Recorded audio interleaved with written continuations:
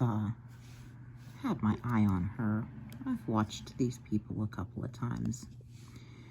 And because I feel really bad. I feel really, really bad for the religious community right now. Because I think they just got hit with this weird darkness spell I seen get cast.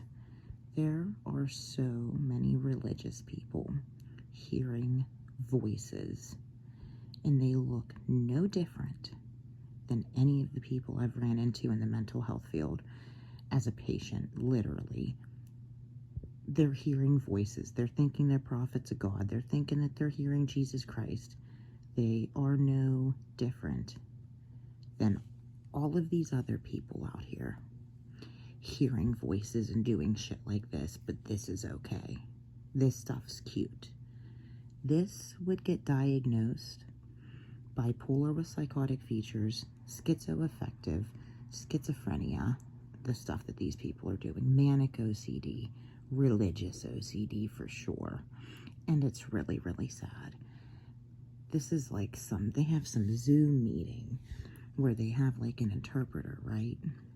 And this lady's been going on, for 31 minutes about how she hears the voice of Jesus, and she's trying to, get this course going so that other people get in line, and this shit gets disturbing. Tú eres una fuente de felicidad porque eso fue lo que hizo Dios y punto. But without seeing like all the places in the mind, this little tongue, we talk it, we have conversations with it, we have. Pero cuando vemos que esta voz del serpiente habla, tenemos estas pequeñas conversaciones. We were looking at Gazara this week, like how we were talking about how I could see it too. I could see I'd play thought sword fight. Let's play the game of thought sword fight and get in there and try to get this group and this group of words, that would be the right set, and if I could just change the past, and if I would have said this, it's a fight. Entonces hemos estado hablando esta semana estos deseos de cómo los pensamientos pelean entre sí, esta pequeña pelea. One of the happiest benefits, it took me a while to learn this one. One of the happiest benefits of talking to Jesus, I could go, Jesus, do I need that thought? Is that helpful to be thinking about that right now? Y lo feliz de esto es que le podemos preguntar, Jesús, ¿es útil que yo esté pensando estos pensamientos ahora mismo? And it's like, but it took me a while because I could see, this like an itch to get back in there in that little thought thing, but after a while I learned to drop those things. Like if he went like this, I drop it like a hot potato. Pero entonces esta adicción como estos pensamientos, pero si él te dice que los sueltas como una papa caliente. Okay, Jesus, what else do you want to say about why we should speak your voice? Bueno, Jesús, ¿qué más quieres decir acerca de hablar tu voz? He just said, because I am in charge of the atonement. Sí, porque yo estoy a cargo de la expiación. I mean, the course is so brilliant. It's just ridiculously brilliant. Porque el curso es ridículamente brillante. Okay, it's going to pull you when you speak this. That's why the ego fights this. Y eso es lo que el ego pelea, lo que no quiere. I mean, somebody's been in a course for a long time and wrote an article about, okay, here's what Jesus told me to say, this kind of stuff.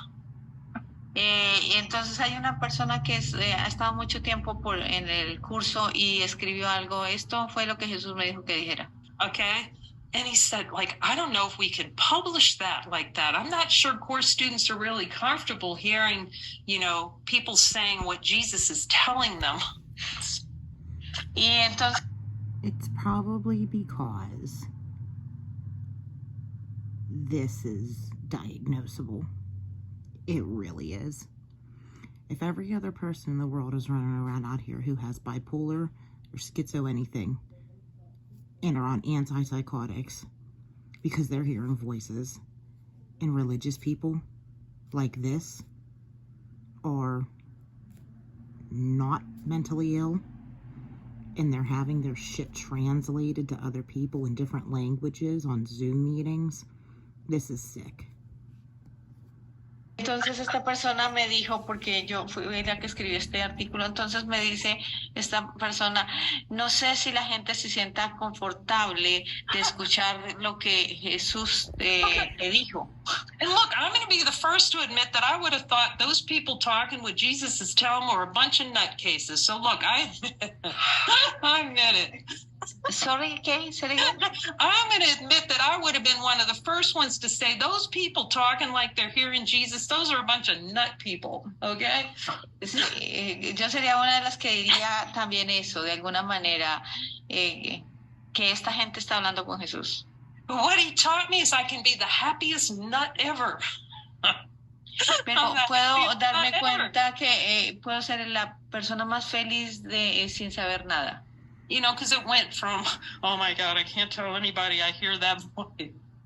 Porque yo iba así como, uy, no le puedo decir a nadie que estoy escuchando esta voz. Look, he's making it clear. This is not channeling. Y él lo está haciendo muy claro. No es que estemos canalizando. Channeling is a concept that there's somebody out there, there's something outside of you giving you information. No. Yeah. Entonces, porque la canalización es el concepto de que hay alguien allá que te está dando información a ti. No, eso no es. At first, it seems like Jesus is outside you because we don't want to face the fact that there's only one. Entonces, en un principio parece que hay un Jesús allá afuera porque no queremos darle la cara al hecho de que somos uno. Oh, I'm asking. Y le estoy preguntando. I want to ask him about this.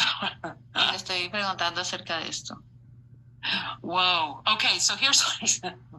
Mira lo que él dice. He said you will never have the level of precision with channeling that you will have from talking to me directly. Dice, nunca vas a tener el nivel de precisión canalizando que hablando directamente conmigo. This is equal opportunity for everyone. No one's limited. Everyone has the ability to hear that voice and speak to it. Y esta es una oportunidad igual para todos, esta oportunidad de escucharlo. So the only way, and I'll say this for, is all right, I'm going to say it to every course teacher. Y esto es para cada profesor de un curso de milagros. If you want the atonement, si tú quieres la expiación, okay, you will hear the voice and you will speak the voice because that is wholeness. Vas a escuchar la voz y la vas a hablar porque eso es la plenitud. Because that is so that you discover that's your voice for wholeness, celebrating all that you are. That's the discomfort. Y esa es la celebración de todo de lo que tú eres, celebrando lo que eres, y de ahí viene el no sentirse confortable algunas veces. But we have to turn in and face all the concepts about what a Jesus is. Pero entonces tenemos que mirar esto y preguntarle y sanar esto de los conceptos que tenemos acerca de Jesús. And get past the concepts that, you know, only Helen could really hear him. Y pasar por estos conceptos de que únicamente Helen lo podía escuchar. So you can hear him. Sí, tú puedes escucharlo. And if you and those that are in the 90-day, you know, they're seeing this stuff. Just they ask Jesus a question, and just this stuff pours out. Y lo vemos con las personas que están en el programa 90 días, que lo escuchan y son cosas que se salen de lo común. So I'm asking Jesus about Helen. Y entonces le estoy preguntando a Jesús acerca de Helen. What's more unusual, lo que es más inusual, is that she could see. Most of us have a lot of hidden desires to block that parts of that voice speaking. Entonces, muchos de nosotros tenemos estos deseos que bloquean el hablar de Jesús. Okay. See that? So I just feel so sickened. I really feel so bad here. I feel terrible for everybody who is stuck, not fact-checking Elohim and not fact-checking what a lot of other people are saying about Jesus. Because I've not ran into anybody really in the spiritual community net that's had anything bad to say until I found Billy Carson. Billy Carson is not out here punching with pillows at all. Billy Carson has some shit to say, and you know what? Maybe one day I'll click on them videos. You know, I listen to everybody now. I listen to everything that anybody in the spirituality movement is talking about, and I'll find my way. You know, everybody calls each other New Age. It is so big. Spirituality is so much information. But I'll tell you right now, I don't know any mental health professional that would look at a person like that and not think that they were absolutely insane. And I don't know much, but that woman looks like she is channeling a dark entity. There is some extraterrestrial dark entity banging that woman's brain right up, and she can't tell the difference.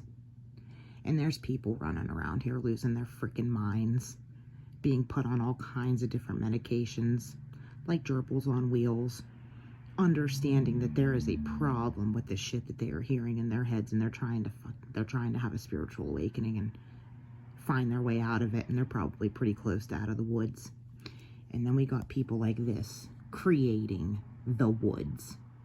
Don't even want to get out of them. I feel so bad for her. There have been so many, since I went through this shit in August, there have been so many rapture dreams that just keep going viral because Jesus Christ this and Jesus Christ that. So much shit is going down spiritual battle-wise, and